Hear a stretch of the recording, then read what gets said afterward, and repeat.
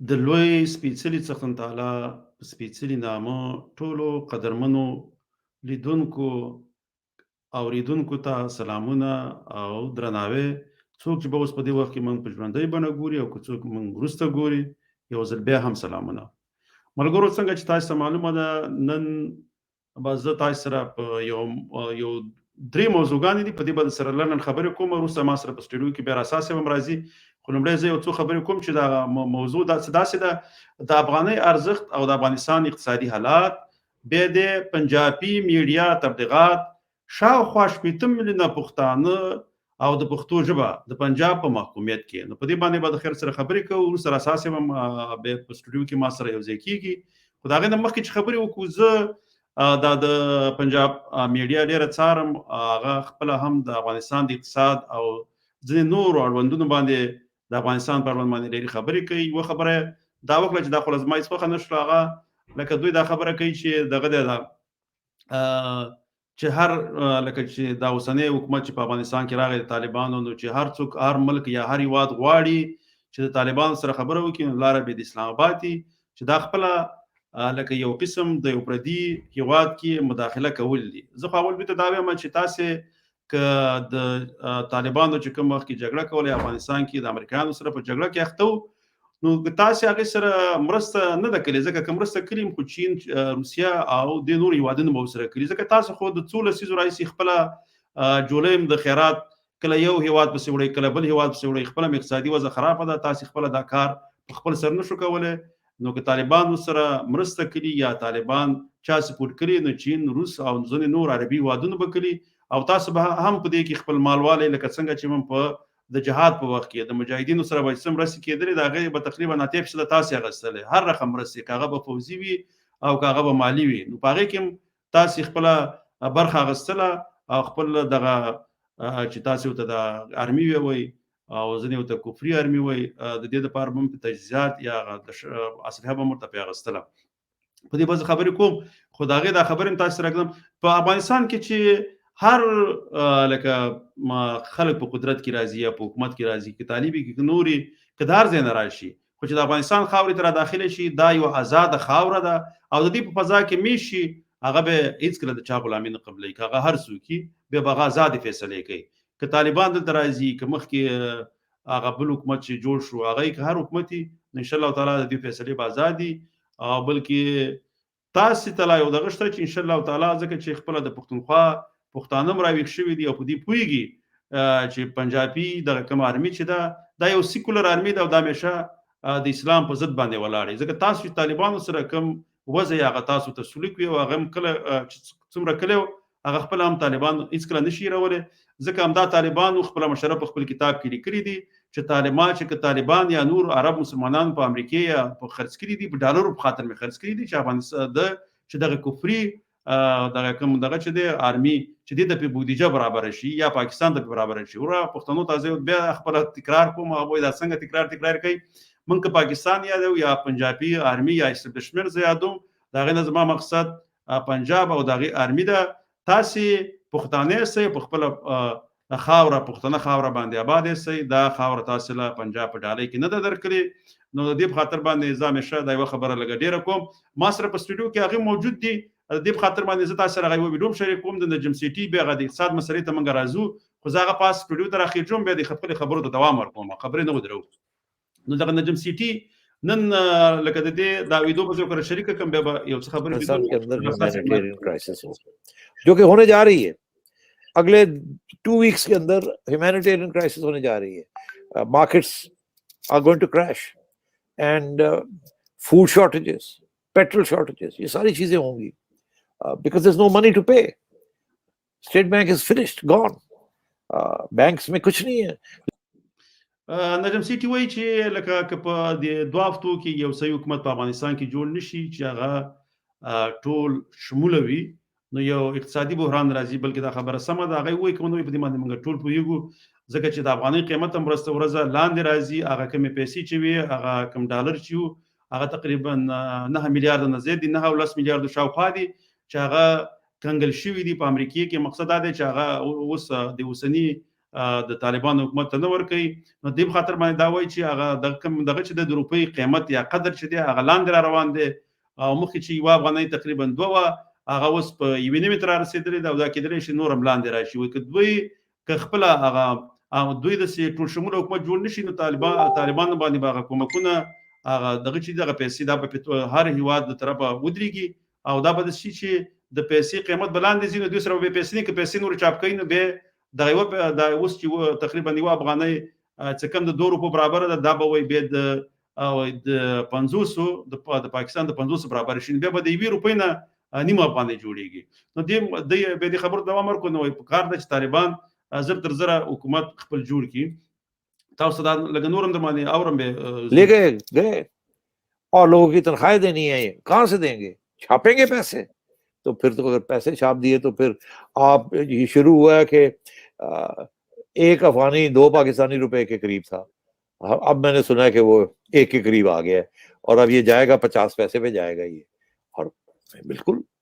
تو اس میں تو پھر اس کا یہ مطلب ہے کہ پہلے ایک ڈبل روٹی ملتی تھی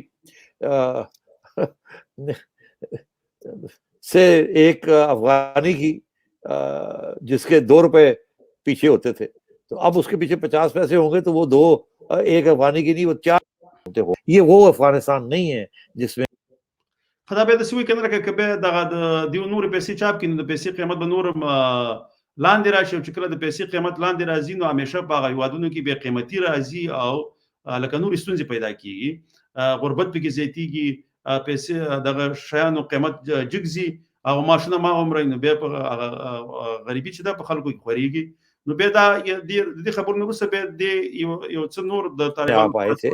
1996 میں، جبکہ ایک سول وار، اتنی زبردست سول وار چل رہی تھی کہ سارا کچھ ہی ٹوٹ چکا تھا، سب کچھ کولیپس کر چکا تھا.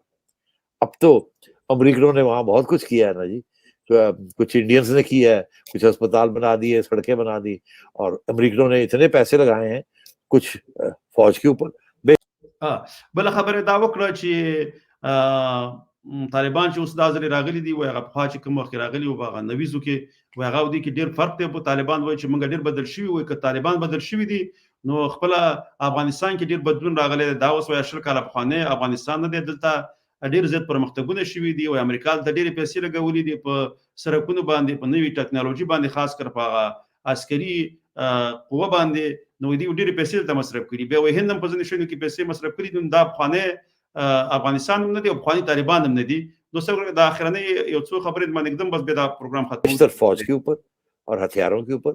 مگر کچھ چھوٹے موٹے ٹرکل ڈاؤن افیکٹ تو ہوا ہے نا. ایک سیکولر نیشنلسٹ افغان مڈل کلاس شہروں والی 3-4 شہروں میں بن تو گئی ہے نا،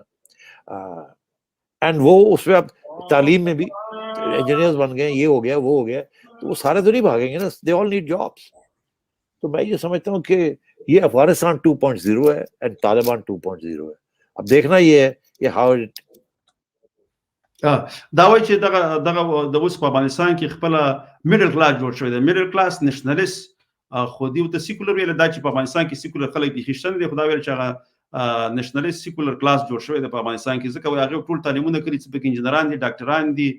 نور ساینټسټان پکې دي. نو دا خو ښه ده چې دا خو ټول خو بهرني هېوادونو ته نشته دی، نو دا به په همدې هېواد کې دننه اوسېږي. وایي دا ټول کار غواړي او روزګار به دلته غواړي. د دې په خاطر باندې وایي باید دغه په کار د طالبانو ته چې زر تر زره خپل د حکومت د پېژندګلو لپاره د نورو هېوادونو سره لاس یو ځای کړي او هغه کارونه وکړي چې دنیا یې په رسمیت باندې وپېژني. نو دا ځینې تبصرې خو صحیح وي، خو هغه یوه تبصره چې دوی پکې لږه خرابه کړې وه، هغه ویله چې دا هغې باندې ما بې خبرې کړې دي، چې خو هغه د دې ویډیو په اول سرونو کې وه چې دا ویلي چې د طالبانو سره د خبرو لاره به د اسلام آباد نه وي. نو هغه دا چې افغانستان اوس تقریبا خپله په قطر کې خپل دفتر او دغه دفتر د لارې د چین، روس، امریکې د ټولو سره خپل تعلقات، نو پاکستان ته خو ضرورت نشته چې د هغې د لارې راشي او خلک دوی سره وګوري. نو دوی ته خپله هغه ضرورت نشته دی، اوس خپل هېواد ته راغلي دي، نو ته خپل هغه ادرس نور هم قوي شوی دی. نو په دې باندې به انشاءالله تعالی زه بیا وروسته نورې خبرې کوم. ما سره په سټوډیو کې راسا صاحب دی، او راسا صاحب سره زمونږ محبوب جان فرایي هغه هم ورسره دی، چې هغه د انسانانو په روحیاتو یا فلسفه باندې کله کله همیشه خبرې کوي. نو هغه سره به خبرې کوو خو ما نور څه مختلف خو په میانځ کې به زم خبرې کوم په اول باغ ته مخاور کوم چې هغه خبرې وکړو راسا صاحب مایک دی واځي بس خبرې شروع کړئ مننه زماني صاحب بیا هم ټولو دوستانو ته سلامونه او نیک هیلې الله دې وکړي چې ټول روغ جوړ او خوشحاله اوسئ زماني صاحب بس خوشبختانه نن زه د فرعي صاحب په حجره کې میلمه یم او ماشاءالله ډېره ښایسته حجره هم لري او یو ماول راز هم دلته فرعي صاحب هم دی د مې خوا کې ناست دی حتما ډېر وروسته خبرې هم درسره دوستانو سره خبرې هم وکړئ نو تا په ډېرو دقیقو دغه باندې مسله باندې خبرې وکړلې زماني صاحب چې دا هر څه په اقتصاد صاحب ته لږ شان صبر وکړه ودرېږه زه به دا ستا اواز لږ ودروم زه څو خبرې نور هم کول غواړم زه یو کمنټ هم راغلی ځکه هغه موضوع زما نه پاتې شو ځکه بیا ملګري به وایي چې موضوع دې به جواب نه ورکړو هغې باره کې څو خبرې کوم لږ څه هو بله ما چې کول خبرې پرې وکړم هغه دا وخواوو چې د 8 میلیونو پښتنو ژبه د پنجاب په محکومیت کې او یا 8 میلیونه پښتانه د پنجاب په محکومیت کې ورونه ما خبرونه په دې باندې موضوع باندې لږې خبرې وکړو خو بیا موږ سره مېلمه ما زه ډېر ورته برابر نه شوم ما مثالونه راوړل چې څنګه ترکیه کې چې دی تقریبا 3 میلیونه نفوس لري خو هغه دغه نور کردان د نور قومونه چې ورسره اوسېږي په هغې باندې حکومت کوي همداسې په ایران کې د ټول نفوس چې دی 4 میلیونه دی په دې کې فارسي چې دی هغه 52 میلیونه دي خو هغه دغه نور قومونه د خپل لاس لاندې کړي دي او په هغې باندې حکومت کوي او خپله فارسي ژبه یې پرې منلې ده همداسې په پاکستان کې 54 میلیونه پنجابیان 54% پنجابیان دي 4% د ټول نفوس 54% پنجابیان دي دا په دې نورو قومونو باندې ډېر ښه حکومتداري کوي چې په هغې کې پښتانه هم دي پښتانه خپله 8 میلیونه دي دیو ته اوسه پورې دا احساس نه دی شوی چې زمونږ ژبه زمونږ قوم د پنجاب په حاکمیت کې دی د پنجاب دغه جنډه د پښتونخوا په خاوره باندې رپیږي ځکه ما ته د ورور لیکلي دا د هغې په خاطر خبره کوم ځکه ما موضوع ورکړې وه یاره تاسو روټۍ نه هضمېږي چې تاسو پاکستان پسې خبرې ونه کړئ وروره د ښه دی چې ته پاکستانی ولئ ځکه ته پښتونخوا په خاوره باندې اوسېږي پښتون زما ورور خو تا اوسه پورې ګوره تاسو دا لکه داسې پراخه سوچ کلن دی کړی تاسو ډېر زیات محدوده سوچ لرئ ته چې 8 میلیونه یې په تا باندې یو پنجابی واکمن دی ځکه که ته هر څومره ووایې که د جمهوریت د لارې وي هم هغه یوازې د پنجاب سیټونه چې تاسو د 3 سیټونه یو ځای شي د هغې سیټونه اندازې دي که په فوج کې د واکدارۍ په لحاظ باندې وي چې په هغې کې په سلو کې 80 سلنه 80% چې دي هغه په مشران چې دي هغه پنجابیان دي صحیح ده په لکه اسې عام دغه کوم آرمي چې ده لکه په لاندې چې دغه فوجیان دي IFC تاسو ته وایي هغې کې پښتانه زیات دي دا خو د انګریز په فوج کې مو نو بیا خو انګریز هم بیا که داسې نو بیا خو تاسو د انګریز واکمني بیا ولې ختموله خو انګریز هم دغه شانته و چې ټول قومونه ډېر لږ خلک خو هغې بیا ټول قومونه محکوم کړي اوس چې هغه کله تو بیا پنجاب دلته حاکم کړو دغه نور قومونه ورله محکوم کړي یو بنګال ترې ازادي واخیستله نو زه همیشه ځکه په دې باندې خبرې کوم بل ولې لکه پنجاب یو بل هوښیاري دا کلې ده چې ګوره اوس هغه اردو ژبه ځکه ستاسې قومي ژبه موندلې ده چې دا اصلا هندي ژبه ده خو هسې نوم یې ورله بدل کړی اردو ته خو سره لښکر معنا یې ورله ورکړې ځکه د ترکي د دغه نه راوتلی د لفظ نه لښکر معنا لري هغه دا چې دا اصلا هماغه هندي ژبه ده صرف رسم الخط یې لیکلو کې فرق دی بیا دا پنجاب دا ځکه ولې په ځان باندې ده ځکه چې د پنجاب او د اردو په منځ کې ډېر کم فرق دی هغه په دې باندې پوهېږي چې زه نوم خو د اردو دی نور هم دا پنجابي ده ځکه که ستا اردو یې زه ته د ټوله پنجابي ژبه باندې پوهېږي زه اوس په اردو باندې پوهېږم همدغه هندي ژبه باندې زه په ټوله پنجابي څو خبرې کوي ډېر لږه فیصدي به دا چې زه به پرې پوه نه شم نور په هغه اکثره باندې ټکو باندې په هغه څه چې وایي هغې باندې ته پوهېږې ته دې مقصد هم شي هغه سره نو که د پښتون نه ژبه هېره شي که یو پښتون خپله ژبه هېره کړي او اردو ژبه شي هغې خپلو بچو ته بیا ډېره مشکله شي چې بېرته پښتون شي مګر که یو پنجابی په اردو ژبه هم غږېږي ډېر په اسانه باندې که د هغه ټوله اردو وایي هم په ډېر اسانه باندې هغه بېرته پنجابی کېدلی شي نه د پنجابي ژبه ډېره په اسانۍ باندې هغه راوړلی شي لکه زمونږ پښتانه چې اوس په دغه سرایکي بیل چې ورته وایي چې په دغه ځای کې اوسېږي هغه سرایکي پټان دي لکه هغې اوس وګوره ژبه تېره شوې ده هغه په ژوند کې بېرته ډېره نه شي کولی چې بېرته پښتو ژبې شي داسې امکان چې هلته مختلف قسم زمونږ قومونه اوسېږي چې په هغې کې جندون دي ترین دي دا ټول پکې اوسېږي ټول انکي خبرې کوي انکي باندې خبرې کوي هغې ته اوس ډېره مشکله ده چې بېرته خپلې ژبې ته راواوړي مګر یو پنجابی که اردو ژبې شي ډېره په اسانۍ باندې هغه خپله ژبه بېرته خپلې ژبې ته اخیستلی شي نو تاسو سره زه دې باندې خبرې کولې موږ اوس داسې پښتنو ته نه ویل تاسو ټوپک راواخلئ او سندواره پنجاب سره ونښلئ مګر تاسو کې باید هغه شعور پیدا شي چې 8 میلیونه خلک کم خلک نه دي او دا د پنجاب په محکومیت کې دلته ژوند کوي جم نشته دی او ګوره اوس که ته پښتونخوا یو خپل ملک دی په پار ځای کې خپله امبیسي درلودل خپل امبیسډر به وي خپل ژبه به په هر څه به د خپل واکمني وي مګر اوس دغه شنه دی د پنجاب حاکم دی سیده کته عمران خان یا دی او د سيزوني نور وزیران یا دی دولس وزیران چې دی اوس د پښتانه دي مګر په دغه وزیرانو پر اتګ باندې آل د پښتون حاکم کېدل نشي ځکه چې هغه دغه جان دغه د سیستم د سیده چې هغه کې کته هر څومره هر قوم راولي بس ګټه ته د پنجاب کار کوي لکه څنګه چې ته په دغه کې په هند کې که هر یو مسلمان راولي یا سیک راولي صدر اعظم کې مګر هغه به هغه ملک نشي نه بدليږي ماغه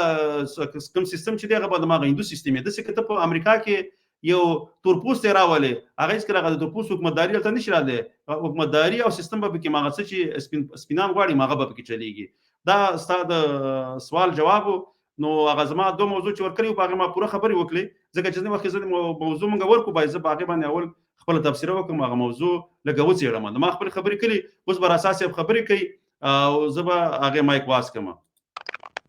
اساس اوس کولای شي پوره خپل څه چې هغه انا بس ټول خبره هم د یو خبره ته راټول کو چې د هر څه په اقتصاد چرخيږي ولو چې د هر څه د ټول دنیا څوک نيسي او هغه اقتصادونه لري او هغه سیستمونه لري هغه هیڅ معنا نه لري هغه نه ازادي دا هغه هیڅ شم نه لري او خصوصا همیشه موږ دا خبرې کوو دا یو اجتماع پیړۍ د هر څه وس په نوې ټکنالوژي باندې دا سیستم روان دی دنیا مجبور دي چې دې سره باید سره ځان عیار کړي نو دا ټول څه په اقتصاد چرخیږي نو دا زموږ هم هیله د ټول افغانانو نه به خصوصا د طالبانو نه چې د خلکو او د په منځ کې اتفاق او هغه چې ټول په دې پیښې چې اوس واقعا هغه پخواني طالبان دي نه دي د علم او فرهنګ او د کلتور او د مدنیت د دې شیانو سره آشنا شي او خلک مو سره آشنا شي د خلکو وظیفه ده چې دغه کلتور سره دې بیت دغه شي آشنا شي ان شاء الله دا په وخت نشي تاسو به جوړیږي زه ډېر خبرې نه کوم فرای صاحب تاسو وخت ورکوم ځکه چې موږ باور است بارش په خبرې کوو نو زه سفرای صاحب نه خواهش کوم چې خبرې وکړي زه به تاسو ته پریږدم نه مهرباني راځي سلام زمانه تاسو ټول دوستان چې زموږ هر چې دي او اوري سلامونه وړاندې کوم او شروع په نامه د الله چې رحمان رحیم دی خو موږ انسانان دغه چې قوانین متفاوت دي نو فکرونه او نظریات مو متفاوت دي او باور صاحب ازادي د بیان هم ده کولای شي شی وایو تاسو د زمان په باره کې ویل تاسو د تعداد په باره کې ویل تاسو د فرهنګ په باره کې ویل تاسو د ژبې په باره کې د خبرې وکړې ما واورېدلې ټولې زه خپل په دې نظر یم چې موږ خپل ځان ته چې ګورو د کور څخه چې کوچنۍ ټولنه ده بیا چې راځو غټ ټولنې ته زه په دې فکر کې یم چې دغسې چې کمیت ته ګورو ته کمیت زما په نظر کیفیت لا هم پورته دی مثلا فکر وکړئ په یو مملکت کې په حساب چې 50 میلیونه ژوند کوي او په یو مملکت کې 15 میلیونه ژوند کوي د 15 میلیونه مملکت لکه د زه مثال درکړم فکر ډنمارک کې ژوند کوي 15.2 میلیونه دي دا کولای شي تر 80 کاله پورې که 15 کاله نور چې اصلا دوی دا اوس درآمد ونه لري په ټول ملت ډوډۍ ورکړي او ټول باسواد ټول تحصیل کړی دی اوس نو راز به کمیت ګورم تر از موږ په وطن کې افغانستان بیچاره کې تقریبا 15 میلیونه خلک ژوند کوي وضعیت په سال خپل د ځان خرڅ او مصرف د یوې هفتې خپل مملکت نه لري نو زما په نظر کمیت دومره مهم نه دی ولی کیفیت ډیر مهم دی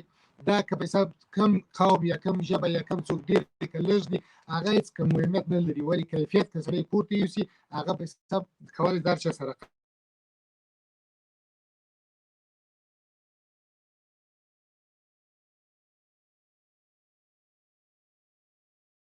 رابطه کې اول دا چې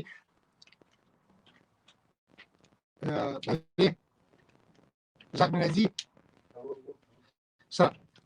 دا په دې معنی چې زمونږ څه وایي هر شی بیرته کېدای شي برګشت ولري راسي یګانه شی چې دی هغه زمان دی هغه برګشت نه لري بنا انشتاین ویلي وایي دا ټول شیان درې بورد لري یو ډېر مهم بورد هم لري هغه زمان دی زمان که راس موږ تاسو وګورو موږ او تاسو د فرهنګ او کلتور یادوو فرهنګ او کلتور ډېر ښه شی دی چې وی ساتو مګر هغه پسې اویزانه نه اوسو دوه شی مایک هم ډیر شور کوي فرایسي به که زما आवाज درځي دغه مایک ډیر زیات شغارې پکې راځي بندم شو یو د مخکې ما د کوو نو دا مسله د سده چې دغه مایک کې لګي ګوتې کوي وای دغه आवाज جوړ کړي زبم به تراپو دغه کومه دا سیل شان دغه کوي چې هوا شغار نه کوي ځکه شغار په ډیر دی څنګه به ته دغه کومه یا یو د کېور دراکي او وسه تاسو دغه کوي زبر تاسو راکته کومه به وځو دا ډیر شغار کوي خو پوره شغار کوي صبر کوو درې هو عملګرو د فرای صاحب د مایک شغاره کوي هغه ما پرې خو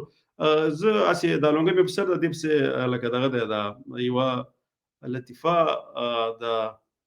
کله چې موږ هم د پنجاب نصاب لستو په وخت کې په نه هم کلسم کتاب کې په انګلیسي ژبه کتاب کې دی لونګې په هغه واجبہ د مولانا نصرالدین یو لطیفه هغه به تاسو سره شریک کوم هغه وای مولانا نصرالدین شو لکه یو ورځ یې په خو به د خطونه خلکو لېګل نو بیا به لکه چا چې به خط ولېږو بیا به څوک به په هغه کلي کې لکه یو یا دوه کسان به هغه به لوستلي وو بیا به خلکو هغه خط ورروج دا ورته ولولي نو یو ورځ یو د یوې ښځې مېړه مسافر و نو هغې ته یې خط رالیږلی و هغه ښځې خو نه شو لوستلی خو بس په منډه منډه راغله د مولانا نصرالدین کور خواته را روانه وه مولانا نصرالدین چې کور ته رانږدې شو دروازه چې وټکوله مولانا نصرالدین خپله راوتلو حالات کې و چېرته تو کار یې په توندۍ کې و نو دی ورته ویلي چې ملا دغه راته دا خط راغلی دا راته ولوله هغې ورته ویلې چې زه خو لوستونکی نه یم مولانا نصرالدین ورته ویلې چې زه لوستونکی نه یم او زه لوستل نه شم کولی نو بیا دې ښځې ورته ویلې چې څنګه لونګۍ دې په سر ده او لوستل نشي کولی ځکه دا لونګۍ چې وه دا به پخوا د لوستونکو خلکو نښه وه نو څنګه ستا خو لونګۍ په سر ده او ته لوستل نشي کولی دا ته دروغ ځکه ته لوستل شي کولی نو مولانا نصرالدین د چل وکړي دا لونګۍ راواغېسته د خپل سر نه دغه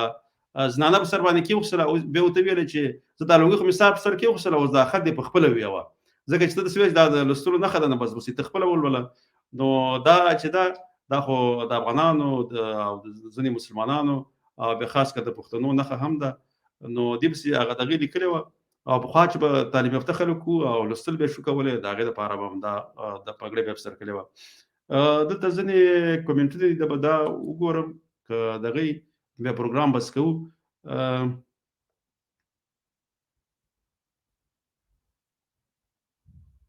دې لیکلي دي چې د پاکستان کې د پښتانه حیثیت د غلام دی د افغانستان جوړېدل د پاکستان د پښتنو حیثیت ژوندی کیږي ځکه پښتانه افغان د خپل بچو په خاطر له ځانه لرې کړل د انګریز له ویرې و انګریز ته وسپارل چې نن هم دغه انګریز پاکستاني تر ولکې لاندې ژوند دی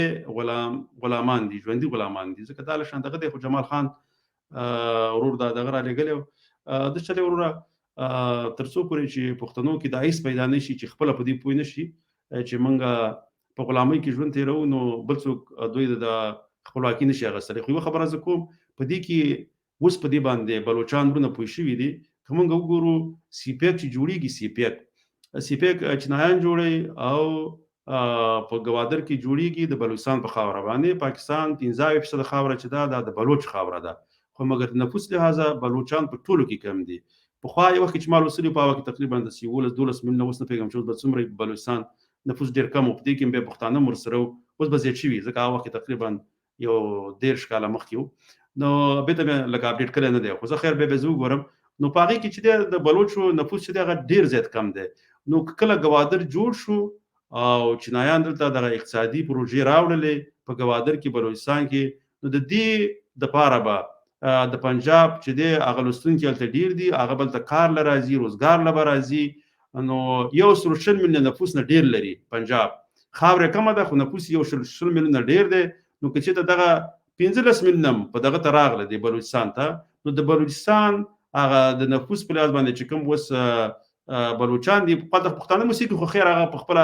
هر یو په خپله سیمه او په خپله خاوره اوسېږي بلوچستان کې خو کوم دغه چې دی دا ګوادر دا خو د بلوچانو په خاوره جوړېږي دلته به د بلوچان نه پنجابیان زیات شي بیا به دې ته بلوچستان نه بلکې پنجابستان به ورته باید بیا خلک وایي ځکه چې به پکې د بلوچانو اکثریت نه وي نو بلوچان په دې باندې پوهېږي ځکه د خپلې ازادۍ دپاره غږ پورته کوي مګر زموږ پښتون ورور چې هغه د پښتونخوا دی هغه په دې باندې خبر نه دی چې ولې بلوچان خپل ازادي غواړي او د څه دپاره دوی مبارزه کوي مبارزه دې په خاطر کوي چې هغه په دې باندې پوهېږي که موږ اوس دا خپل خاوره د پنجاب د ولکې نه ازاده نه کړه په راتلونکي کې به دا به پنجابستان شي نه بلوچستان، ځکه دا به شي لکه پنجابستان، ځکه چې اکثریت به پکې داغي لکه څنګه چې د سند کې د کراچۍ چې وو هغه یو غټ ښار و چې کله پاکستان جوړېدو د هند نه په ډېر لوی تعداد کې هندي مسلمانان رال په کراچۍ، حیدرآباد په دغه منطقو کې آباد شروع میشته شروع او هلته چې دی بیا د سندیانو نه هغه مهاجر زیتو. نو دغه مهاجر چې زیتو بیا یو وخت کې دغه مهاجرو ځان دپاره MQM په نوم باندې یو ګوند جوړ کړو، یوه پارټي ځان ته جوړه کړه او هغوی بیا خپل ځان دپاره په خپله دغه سند ځان ته بله د مهاجرو صوبه غوښتله. صوبې غوښتله ځکه چې خاوره خو د سندیانو وه، خو دوی پکې ډېر رال ډېر پکې آباد شول، نو خپل ځان دپاره یې بیا د مهاجرو صوبه غوښتله. یو وخت کې بیا داسې الطاف حسین کول چې بیخي د آزاد هېواد نارې هم پورته کړه، هغه دا بیا د پنجاب فوج ښه وټکول او هغه دغه ځای نه دغه کړه. بل دا چاته دومره پښتانه خو ځینې مخکې ورغلي د روزګار دپاره او ځینې بیا ځینې پښتني منطقې یا سیمې یا فاټا قبایلي علاقې پنجاب دومره بمباري کړې چې خلک مجبور کړي چې وتښتي. نو په هغې هم د روزګار دپاره اکثره کراچۍ ته راغله، ځکه کورونه هر څه خو پاتې وو. نو کراچۍ کې چې دی هغه لیولې د اوس د مهاجرو او د پښتنو برابر کړی دی. نو اوس نه سیندي ازادي شي غوښتلی، نه پښتون خاوره، نه د پښتون شته د سیندي او نه د مهاجر، ځکه دلته یو مخلوط یو نفوس جوړ کړو. دا شاته د پنجاب چې دی قوي مازغه کار کوي، ځکه چې هغه همیشه غواړي چې دغه نور قومونه به د دوی په غلامۍ کې ژوند تېروي او دوی به خو دې دپاره یو قوي دغه پکار دی. اوس وګوره مخکې دلته فرایي صاحب خبرې کولې، فرایي صاحب هر سړی په خپل نظر کې آزاد دی، هغه دې لپاره جدا نظر لري، هغه کمیت او زیاتوالي په خاطر باندې یا ډېروالی یا کموالی په هغې باندې همیشه بحث کوي چې لکه یو شي دپاره باید مهم نه دی چې یو شی ډېري چې کمي، خو باید هغه دغې هغه وایي لکه اوس دغه چې دی ډنمارک دا 5 میلیونه دی، خو دې ښه کار کړی دی، ملک هم ښه پیشرفت کړی دی. خو دلته مسله دا خو دا موږ هغې سره نشو پرتله کولی، هغه یو جدا ملک دی، دا یو جدا ملک دی. موږ چې کومه پرتلې کوو هغه د ازادۍ په خاطر کوو چې یو ملک ازاد شي، هغه به ترقي کوي. نو زه هغې وکړه بیا هم ګورم که اواز یې صحیح و، خو پرېږدوي که بیا اواز صحیح نه و، ځکه بیا د پروګرامونو کوالټي خرابېږي. در اساس یې دغه تلیفون همیشه شغارې کوي، وروسته چې بیا خلک اوري هغه شغارې پکې راځي، بیا ما ته ځینې وخت کې هغه د کمنټ کې راته لیکي چې کوالټي وره بهتره کړه. نو زه اوس دا چې کومه که شغارې و خو بیا یې نه پرېږدو، بیا پروګرام بل پروګرام کې چې دغه نه و غرارې بیا په هغې کې راواخلو. اول فرایي صاحب ته زه بیا دغه کوم مایک ورکوم چې هغه خبرې وکړي. فرایي صاحب تاسو خپل دغه وکړئ چې لکه ما خو راپورته کړی چې اواز هم صحیح دی که نه دی؟ فکر کوم چې د خاطر زما تلیفون دا ور چینل کړی دا زه به بیا صحیح دی، ځکه چې مخکې زه سخت یو دغه شغارې پکې ډېر زیات و که نه، لکه اوس ښه شغارې ورک هو دلته هم د مزاحماتو. بل بیا هم سلامونه او نیکې هیلې ټول دوستانو ته وړاندې کوم. زه خپل خبرې ته بېرته راځم چې موږ او تاسې دا زمان چې یادوو دا په حساب ولې دونه مهم دی. هغه مخکې څو خبرې وکړې خو غواړم چې لنډې کړم. ګورې موږ او تاسو وایي فرهنګ، بله فرهنګ کلتور. اوس نو موږ دوې لارې یا دوه قسمه خلک لرو. یو هغه خلک دي چې وایي زه خپل فرهنګ او کلتور ساتم، مګم په څه شکل ساتم؟ زه په هماغه شکل چې هغسې ساتم، مګم څه شی یم؟ زه هم همالته یم، یعنې هلته چې یم څه معنی په هغه پسې اویزان یم. په څه شي پسې؟ په فرهنګ او کلتور پسې. اوس نو زه چې سوم، زه د نن ورځې زمانې سړی نه یم، زه د هغه سړی یم، ولې ځان ته اویزان یم. بل ګروپ خلک چې دي هغوی وایي چې فرهنګ او کلتور صحیح دی چې هغه وخت ابیادي د چا راټول سوی، مګم زه لکه هماغه چې و په هغه شکل ساتم، مګر زه دلته اویزان نه یم، زه دلته ژوند کوم. که دې باریکي ته متوجه شوي اوسئ، ښه واورئ. هغه زما فرهنګ کلتور دی، هغه ساتم، مګر زه دلته یم. اوس نو راځئ په حساب چی لپاره؟ په دې خاطر چې بعضې خلک وایي چې په حساب چا تغییر کړی او چا نه دی کړی. زه وایم چې موږ او تاسې لرې نه ځو. خپل ځان هر یو چې تاسو زما غږ اورئ، خپل ځان، خپل پلار او خپل زوی، دغه درې راواخلئ، درې نسله، ډېر لرې نه ځو. تاسې وګورئ چې زه خپل د پلار سره څومره تفاوت لرم. زه نه وایم چې زه پورته یم که هغه پورته دی، تفاوت څونه ډېر لرم.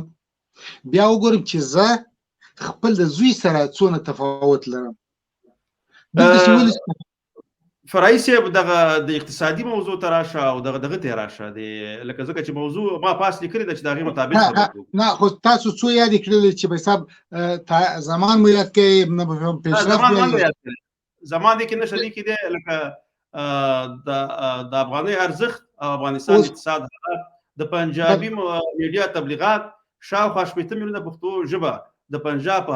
په محکومیت کې اندی باندې کار یو باندې خبرې کوي ځکه باید پس موږ موضوع دې خبرې کوو. بله د ژبه چې دا د ژبې په ارتباط زه دغه لرم چې زه فقط طرفدار اصلا د کمیت نه یم، د کیفیت مخکې مې وویل. خدای دې چې به 15 میلیونه دي، دا 15 میلیونه په حساب 15 میلیونه ټولو درس تحصیل او عالی تحصیلات کړي دي، بل 50 میلیونه دی هغه په حساب نه درس ولې نه تحصیل کړی نه په حساب بنا د 15 میلیونه ژبه په مراتب تر 50 میلیونه زما د پر ارزش پورته ولی پانتون د په ژبه دی، مکتب د په ژبه دی، تحصیل ولی په دې خاطر چې ټول د تحصیل ژبه سو دا ژبه چې دا څلوي ستوري د زموږ او تاسو پښتو ژبه اته مخصوص د پښتو دي، لاس د عربي دي او 22 د فارسی دي. دا زما او تاسو په لاس کې زدي څه شي دي جوړوم، اصل دي جوړوم، شکولات دي جوړوم، کزهر جوړوم، یو عرف دی خو تاسو راځي زموږ په حساب څه لغتونه په دې کې لرو، د شکنځلو څه لغتونه لرو چې ټول ما عصبي کوي. دا په څه خاطر په دې خاطر چې مختلف لغتونه راوړي. دا یو خاطر ریزو راغلو په حساب تاسو د اقتصاد او د شم دا ټول ته یو ماشوم ته کوم څه پوښتنه وکړي چې وایي په مملکت کې چې هغه مملکت بیگانه دنیا سره اړیکه ونه لري او هغه ته په رسمیت ونه پیژني او تاسو سره راکړه ورکړه نه لري، واضح خبره چې په حساب اقتصاد د صفر خو څه کوي منډي وي د منفي صفر څخه څه کیږي. په دې خاطر چون رشد نسته او مصرف سته وای باعال کسی باید نگریست که دخلش 18 باشه و خرچش 20. وای دغه بیچاره پر حال باید وژړو چې دغه دخل اتلس وي ولی خرچ شل وي. مګر زما استاد مملکت اوس فعلا که فکر وکړو زما استاد مصرف کسل دی نو زما استاد راوړل حساب چې د صفر دی. دا خو نه کیږي، دا هر څه ژرتر په هر شکل چې کیږي باید بانکونه خلاصي او باید په حساب چې رونق پیدا کړي ولی هر یو ورځ معادل د 10 کال شاته ورېدل د مملکت.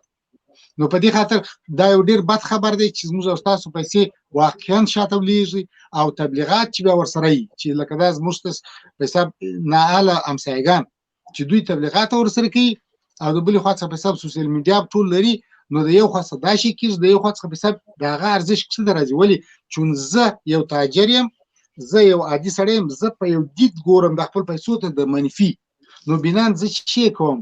څو لارې لرم چې دې خواته کوم دا وساتلم ماته ضرر رسي کې په دې تجارت کې ماته ضرر رسي په دې خلای د ورس باید بیا ارزش کیږي. نو علت دا دی چې موږ باید د خپل پیسې پرې نوش بیا ارزش شي او هر څه چې تر پیسې شي سي دغه وکړو بانکونو کارونه شو سي او تجارتونه شو سي او په حساب د پخوا وخت نه دی. زه دا اوس وایم هیڅ څوک حتی دغه طالبان وروڼه چې اوس راغلي دي دغه هر څوک وایي چې دا د پخوانی طالب دی زه ته چې نه دی علتونه داسې ووري نن ورځ هغه سره په موبایل کې خبرې کوي او شل کاله مخکې ورو چې په موټر کې کسب د ټیپ درو دغه د تماتوي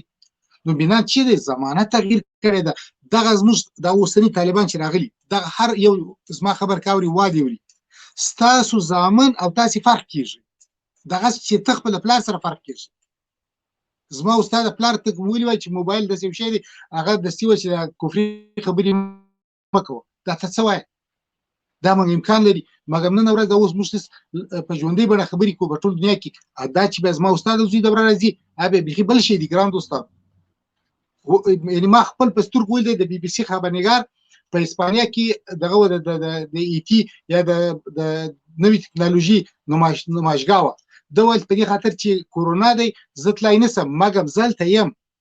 په همدغه شکل چې دغه نطاق په بي بي سي په لندن کې ناستو هغه هلته په سپاسي په لارې تلل دلته ول اوس د زم دی غرفه اوس زم د دې موبایل پښتنه کوم او ری ولی الته روبات او د دې ځای هغه خبرې کول د ژغ د هغه ځای څخه په هغه شکل د روبات خلیت راوته ویل نو دنیا په دې حالت منډي وي دا امکان نه لري چې په سب چی موږ هغه په زماني ته پاتې نو زه بس بل خاطر لانسي بس یو په اخر کې یو شی وایم هر څوک مزه غوري راسي چې انسان سو اوس نو کوم انسان وای هغه انسان چې ځان سره وای زه نه غواړم او نه کېدای سم برتر او بالاتر تر بل چا سم زه غواړم خپل ځان هغه شترین سم زه غواړم خپل ځان ریکورد ووهم نه د بل چا ریکورډ. دلته دی چې هر یو په خپل اندازې خپل په ژوند کې خوشاله دی، یعنی په دې معنی چې مملکت هم پیشرفت کړي، خپل هم پیشرفت کړي. او که زه پرمختګ ونه کړم زما تعریف انساني نه لرم. په دې خاطر چې د انسان او د حیوان یګانه تفاوت په دې کې دی چې انسان چې د پرمختګ خوا ته ځي او نه تکمیلیږي. نو په دې خاطر دی چې وای تاسې راسي د درې عین څخه استفاده وکړئ. زماني سره درې عین په څه معنی؟ عین اول عقل دی، وای د خپل عقل د رشد ورکړه. دوام عین چې دی علم دی، وای بیا علم زده کړه. او دریم عین چې ډیر مهم دی هغه چې دی عمل دی. نو اوس ورباندې عمل هم وکړه. وای زه تا څه وکړم چې خپل عقل د رشد ورکړی، علم دې زده کړی، ولې عمل نه ورباندې کوي. په دې خاطر دی چې موږ هر شي زده کوو راسي په هغه باندې عمل هم وکړو. بس ښه شپه ستاسو لپاره غواړم او بیا مننه چې ماته وخت راکړئ. نړۍ مننه فرایي صاحب. ان شاء الله تعالی بل ورځ به مفصل خبرې کوو. نن هغه اوله کې لږ ما خراب او زه تاسې کوزوم ان شاء الله تعالی بل ورځ هم راخلم. بس زه یو دوه خبرې کوم بیا الله په اماني اخلم. ملګرو سره ډېره زیاته مننه. ژوندی اوسئ. فرایي صاحب ډېرې ښکلې خبرې وکړې، تاسو واورېدلې ورونو. ان شاء الله تعالی دا به یو بل ورځ به بیا دې سره یو بل پروګرام کوو. در اساس یې نن هغه تلیفون بیا شغارې کوو، نو له دې دپاره بله ورځ به د خیر سره بیا هم دغه کوو. نو زه فقط صرف یو څه خبرې نورم کول، ډېر لږې خبرې نورم کوو ورونو. د چلې چې لکه یو خو داسې لکه موږ په دې باندې ټول پوهېږو چې ژبه زموږ پښتو ده. نو کله کله لکه د کوزې پښتونخوا ملګرو سره زموږ په دې باندې دغه هم راځي چې هغه وایي چې زما قومي ژبه اردو ده. نو چې یو قوم پښتون خپله ځان سره سوچ وکړي د هغې به قومي ژبه اردو کېدلی څنګه شي. بیا پنجاب په نصاب کې چې هلته ما لوستل په هغه وخت د شپږمو کې دوم په کتاب کې دا لیکلي وو چې د علاقایي ژبه پښتو یوه علاقایي ژبه ده. ځکه دې ته ډېر په کمه سترګه کتل کېږي علاقایي ژبه، خو ځکه چې پښتانه ورته په خپله کمتر ګوري، صحیح ورته نه ګوري. مخکې فرایي صاحب یوه خبره وکړه چې کیفیت لکه زه به په پښتو کې ویم که که نه لکه د یو شي ډېروالی خو بیا هغې که هغه دغه نه وي، لکه د هغې نه یو شی کم وي خو هغه بیا د هغې کیفیت نه د هغې ښه والی یا د هغې دغه پې په لوړ وي. دا خبره یې وکړه بالکل هغې سمه کړې. که چېرته موږ هم د تقریبا 8 میلیونه پښتانه ټول تعلیم یافته کړو، په خپله ژبه کې ورته زده کړې ورکړو، نو دا ژبه به د نړۍ 15مه یا 20مه ژبه شي. او اوس دا چې دا ډېره وروسته ژبه ده او په څوم نمبر باندې ده، دا کولی شو موږ مخکې راولو، خو دې دپاره کار کول پکار دی. دې کې به ځینې وخت کې زما ځینې خبرې به تاسو ته هغه تکراري وي ځکه چې دا ډېر کار غواړي او دې ځینې خبرې به پکې تکرار هم تاسو ته شي. خو خیر هغه ځکه کله زموږ پروګرام یو نفر وګوري یو یې ونه ګوري، دا خو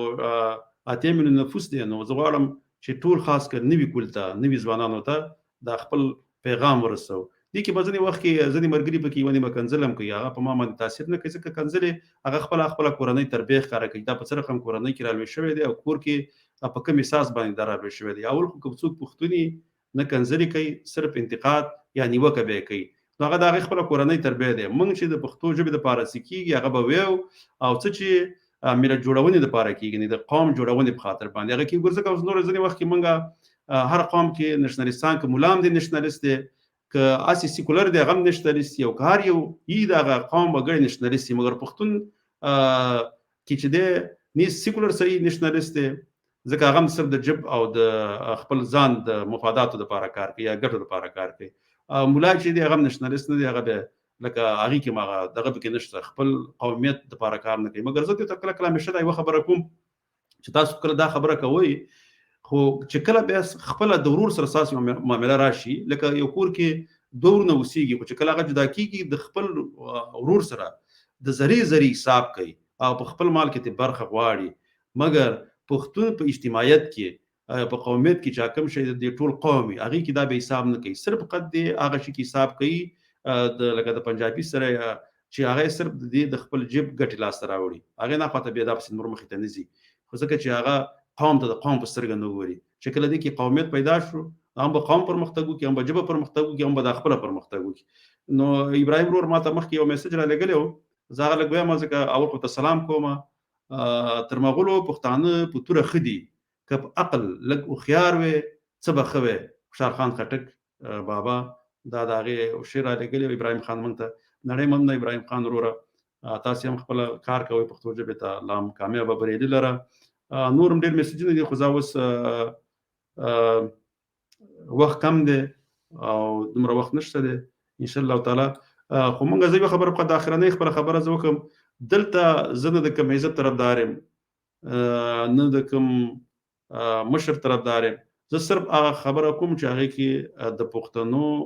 د لر او بر افغانانو او د افغانستان په ګټه باندې د لوی افغانستان او د لوی افغانستان د جوړښت لپاره پکې کار وشي. نور موږ دا حکومتونه هم ځي راځي، ګوندونه هم تبدیلیږي، مشران هم تبدیلیږي. موږ باید هغه کار وکړو چې د ټول پښتون ملت یا د پښتون قوم په ګټه باندې تمام شي او همدغې دپاره باید ټول پښتانه کار وکړي. نور هم په لوی الله جل جلاله سپارم. خوشحاله، ارام او سوکاله ژوند ولرئ. د لوی الله جل جلاله په امان.